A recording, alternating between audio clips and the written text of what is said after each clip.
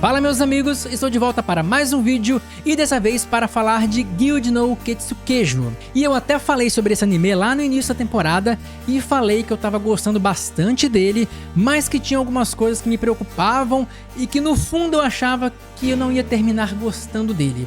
E é exatamente sobre isso que eu quero falar com vocês, quero passar a atualização e meio que bater o martelo, para dizer se eu recomendo ou não Guild no Ketsukejo. E para saber mais sobre isso, vem comigo e bora lá! Então galera, eu vou começar falando só um pouquinho sobre a sinopse, a ideia inicial do anime, caso alguém tenha caído aqui e não conhece, não sabe nada sobre esse anime. Basicamente ele acompanha uma protagonista chamada Alina Clover e ela é uma recepcionista de guilda de herói. Então sabe aquelas guildas de heróis que a gente vê em todo Isekai e anime de fantasia? Então, ela trabalha lá, mas não como uma heroína, e sim como uma recepcionista, né? E já que ela é recepcionista, já que os heróis, os aventureiros no caso, falham muitas vezes em completar alguma missão, ela precisa ficar falando hora extra o tempo inteiro porque os heróis, os aventureiros não conseguem matar os chefes. E como ela ganhou uma habilidade chamada habilidade Dia, que explica mais na frente o que é, mas é uma habilidade divina ultra poderosa, ela começa aí, nas horas vagas dela, ir matar o chefe, matar os bosses, matar os vilões ali das masmorras, porque os aventureiros demoram demais. Então se ela mata o boss, ela tem trabalho uma vez. Se os aventureiros ficam indo e não conseguem, toda vez é papelada, é papelada, é papelada. Então ela fica muito puta e ela resolve fazer as coisas ela mesma. Isso aparentemente é de uma premissa meio boba e até meio sem graça. Muita gente não deu nem a chance para esse anime, exatamente por aparentemente ser um overpower extremamente padrão e, enfim, parecer extremamente caricato. Porém, a ideia que eu tive logo nos primeiros episódios foi bem diferente, porque foi muito engraçado, o anime começou, assim, muito engraçado, e ele se diferenciou muito de outros overpowers. E assim, isso é uma coisa que eu tenho que ressaltar, é que normalmente eu não costumo gostar de overpower, e é por isso que eu achei que eu não ia gostar de Guild no Ketsukejo, porque ela é overpower.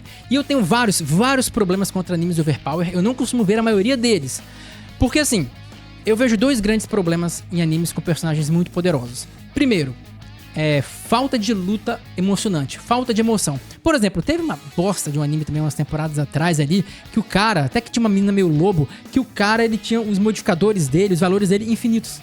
Qual a graça de ver isso? Então sabe, são personagens tão fortes que eles não têm uma ameaça real. Você não vê uma luta pra ver como que ela vai terminar. Você vai ver a luta só pra ver ele bater nos outros. É assim, você já sabe o que vai acontecer. Eu odeio essa sensação de previsibilidade, de que o cara vai ganhar, não interessa o que aconteça. É chato. E ainda acontece uma coisa, às vezes, que me irrita mais ainda, que é aquilo que eu chamo de dificuldade planejada. Que o protagonista finge que tá com dificuldade pra numa hora H dar uma mitada ali, dar uma... eu acho isso horroroso, eu acho isso patético, pra falar a verdade. E assim, esse é o primeiro ponto. Não tem uma grande emoção. Você não sente o perigo da luta. Então se torna chato. Outra coisa que eu não suporto em animes de overpower é a puxação de saco. E assim, obviamente um cara muito poderoso vão ter alguns bajuladores, né? Você não acha que você tá lá numa academia de arte marcial, aí chega, sei lá, o Bruce Lee, o Poatan, John Jones, e a galera vai ignorar ele. Óbvio que não. Óbvio que um cara que é muito foda, ele vai ter algum reconhecimento. E tá tudo bem. Só que, normalmente, esses overpower é só bajulação. É só puxação de saco pra cima do protagonista. Todas as protagonistas parecem síndrome de Estocolmo naquela merda. E aí começa a bajular. Igual esta bosta desse anime aqui, que é uma porra de um anime de filho.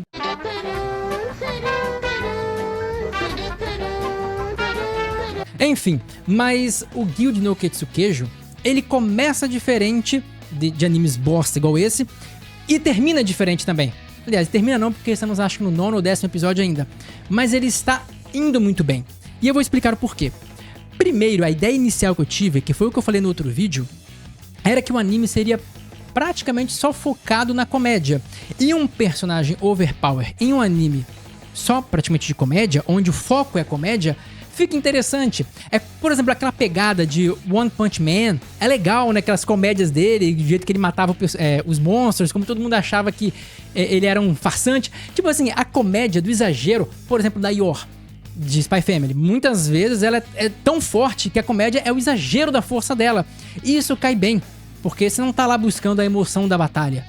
Você tá sim buscando uma comédia, uma risada. É a mesma coisa com o Mashle, embora o Mashle seja muito ruim. Mas, de forma geral, o Overpower pra comédia cai bem. Também é o caso daquele anime da Yumiella. Não lembro o nome dele, me veio na cabeça agora, mas é um anime de comédia que tem Overpower e cai muito bem também. O Guild no Ketsukejo começou do mesmo jeito, mais focado na comédia, as reações exageradas da Lina. E a Seiyu, no caso, a dubladora da Lina é sensacional, a melhor da temporada. E a Lina em si é muito carismática. Então juntou carisma, boa Seiyu, junto com umas histórias, umas reações muito engraçadas. A direção é boa, então assim, começou muito bom, muito engraçado. Só que logo depois ele começou a me preocupar. Por quê? Porque ele começou a ter um apego maior para as batalhas. E assim, no início tinha alguma batalha, só que a batalha era só mesmo caricatura, tipo mostrar ela matar um monstro ali, fazer uma comédia, ela puta com a hora extra. Era tudo focado mais na comédia. Só que, numa parte, ele começou a ficar mais sério. Aí eu falei, porra, vai virar uma merda, porque ela vai ficar invencível, vai ficar batendo em todos os monstros, não vai ter graça nenhuma. Só que não foi isso que o anime fez. O anime deu um primeiro passo, uma primeira evolução ali dos Overpower sem graça, que é o quê? É colocar adversários à altura. Porque, como eu disse, lá tem definições de poderes. Ela tem o poder Dia, que é quase de uma divindade, e por isso ela é tão forte. Mas agora, quem são os inimigos que ela está enfrentando? Deuses malignos, que também têm poderes Dia. Então, de fato, as lutas dela começaram a ficar perigosas. Nas duas lutas que ela teve contra as divindades malignas, ela quase morreu e ela precisou da ajuda de outras pessoas para vencer o boss. No último, que era aquelas duas deusas pequenininhas que viravam uma deusa só depois, ela teria morrido se não fosse pela ajuda dos outros. Ou seja, a batalha quando ela entra em batalha, tirando contra os monstros aleatórios, não é garantia, não perdeu a emoção. Eles conseguiram colocar ação no qual, né, você sente assim, será que vai acontecer alguma coisa? Porra, esse deus é forte pra caramba, é perigoso. Então ficou legal. A ação, mesmo o anime migrando pra uma ação e mantendo a comédia, mas mantendo menos, a ação ficou boa. E um terceiro ponto, uma terceira etapa, que eu comecei a falar, olha, mas ainda assim eu acho que vai ficar muito chato nesse anime uma coisa, que é o fato de que quando o personagem é meio overpower, mesmo quando ele tem oponentes à altura, ele é o único do grupo dele que faz qualquer coisa. Os outros são simplesmente insignificantes e irrelevantes. E é tão legal você ver uma luta em grupo, ou você poder ver, sei lá, outros personagens brilhando com seus poderes. Por exemplo, vamos pegar Cavaleiros do Zodíaco. Você não via o Seiya, Shiryu, Shun, Yoga, todo mundo lutando, cada um com seus poderes, com suas habilidades. É legal ver todo mundo lutando junto, né? E assim também em Dragon Ball, essas coisas acontecem. É tão legal você poder ver, sei lá, o Goku, Gohan, Vegeta, outras pessoas lutando. Aí eu falei, pô, é uma pena, porque esse anime, só ela do grupo lá tem poder pra bater de frente com os deuses e todo mundo é muito mais fraco que ela.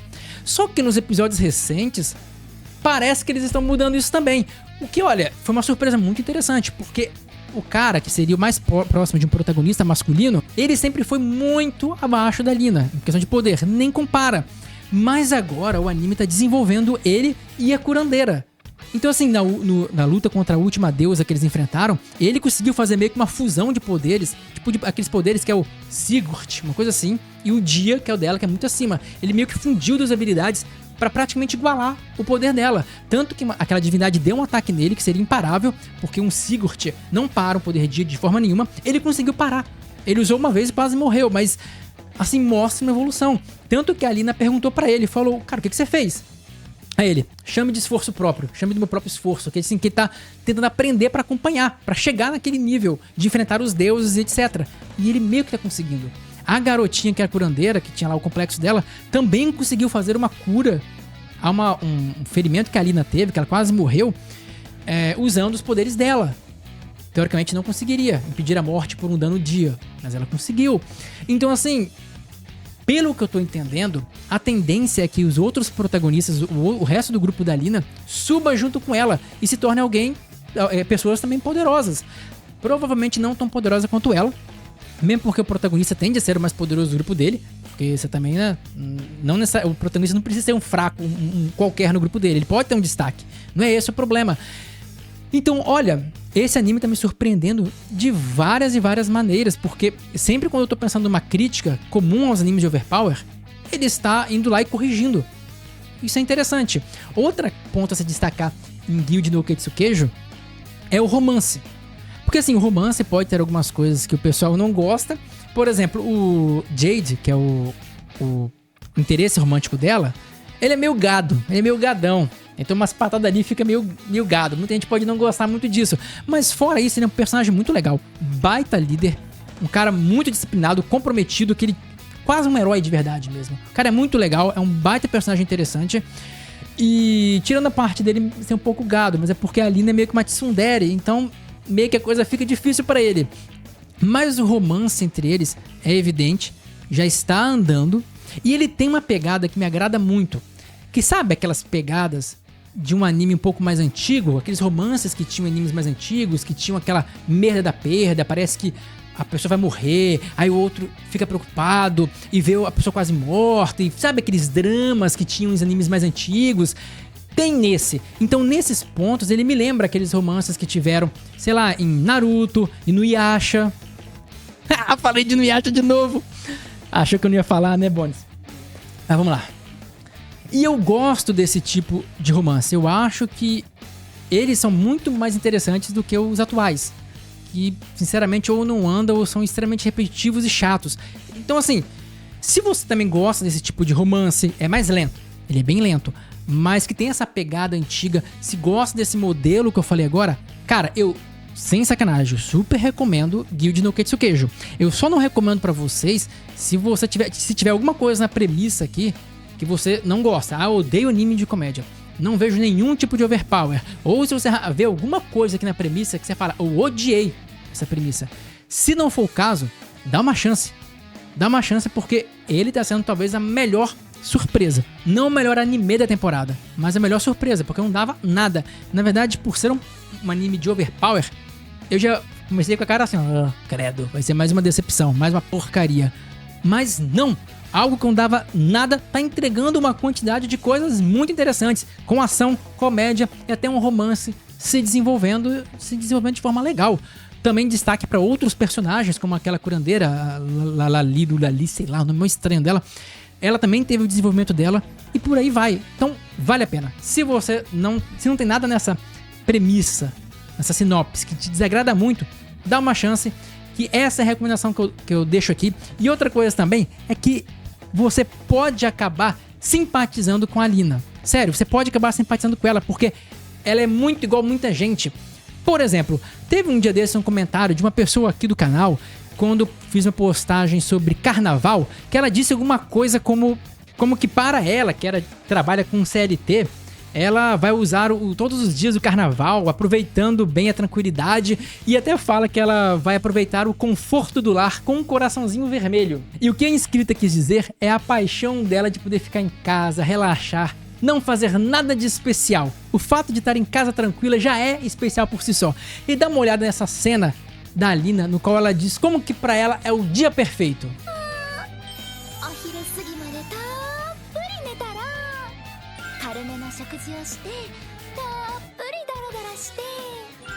Tá vendo? Ela é uma autêntica CLT, uma autêntica trabalhadora comum.